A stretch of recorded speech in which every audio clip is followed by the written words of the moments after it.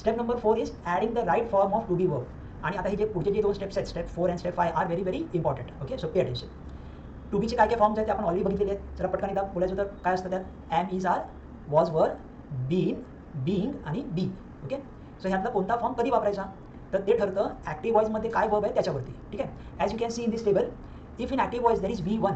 V1 म्हणजे काय, the present tense form, base form of the verb.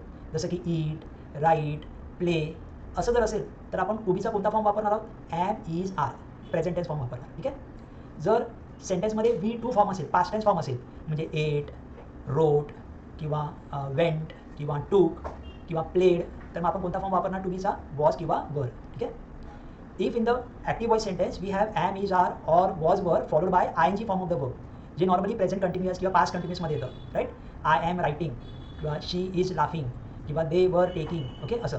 तर यामध्ये आपण टू बीचा कोणता फॉर्म वापरणार, बीइंग. आणि समजायला बघा सोपं आहे, जिकडे ING येणार इकडे पण ING आलं पाहिजे. ठीक आहे, तर ते कंटिन्युअस आहे हे कळणार. फाईन. त्यानंतर जर ॲक्टिव्ह वॉइसमध्ये have, has, had plus V3 असेल, पास्ट पार्टिसिपल असेल, तर आपण बीन हा टू बी फॉर्म वापरायचा. ठीक आहे, आणि जर कोणता मोडल हेल्पिंग वर्ब असेल, आता मोडल हेल्पिंग वर्ब कोणकोणते आपण थोड्या वेळापूर्वीच बघितलेले आहेत, can, would, should, may, might, okay, must, हे सगळे मोडल हेल्पिंग वर्ब्स आहेत. तर मोडल हेल्पिंग वर्ब नंतर जर V1 असेल, main form of the base form of the verb असेल, तर आपण काय वापरायचं आहे, बी.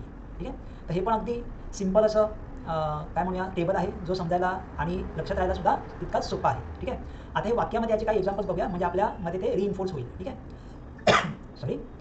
फर्स्ट सेंटेन्स, दे इन्व्हायटेड अस. परत बघा आपण तेच मगाचा सेंटेन्स घेतोय परत एकदा रिव्हिजन होण्यासाठी. आता याचं पॅसिव्ह काय होतं, we were invited bye them. तर आपण टू बीचा कोणता फॉर्म वापरला, वर. का बरं, कारण इन्व्हायटेड काय आहे, पास्ट टेन्स आहे, V2 आहे. ठीक आहे, next, I will call you. So will is a मोडल verb and call is V1. मग आपण काय वापरलं पाहिजे, बी वापरलं पाहिजे. तर बघा, you will be called by me. Correct, आपण बी वापरला यामध्ये. The next example, she teaches him. Teaches is the verb, आणि कोणता वर्ब आहे हा, V1 आहे. तर V1 मध्ये काय आलं पाहिजे, ॲम किंवा इज किंवा आर आलं पाहिजे. आता हिम हा सिंग्युलर आहे, तर त्याच्याकडे आपण काय वापरणार, इज. ठीक आहे, he is taught by her. Correct. Next, we are building it. Are बघा इकडे आर आहे आणि ING फॉर्म आहे, मग इकडे आपण काय वापरणार, टू बीचा कोणता फॉर्म वापरणार, being. So we are building it will become it is being build by us. ठीक आहे, काय आलं इकडे, बिंग आलं. राईट, चला शेवटचं एक एक्झाम्पल घेऊया. शी हॅज टेकन द इंटरव्ह्यूज. हिने इंटरव्ह्यूज घेतले आहेत. सो हॅज बघा इकडे हॅज आहे आणि टेकन इज V3, तर यामध्ये आपण काय वापरणार आहोत, बीन वापरणार आहोत. The interviews have been taken by her. Okay, तर आय होप या एक्झाम्पल्सवरून आणि या टेबलवरून we must have understood which form of to be we have to use in which sentences. Okay, that will depend upon the main verb, what is the main verb, right?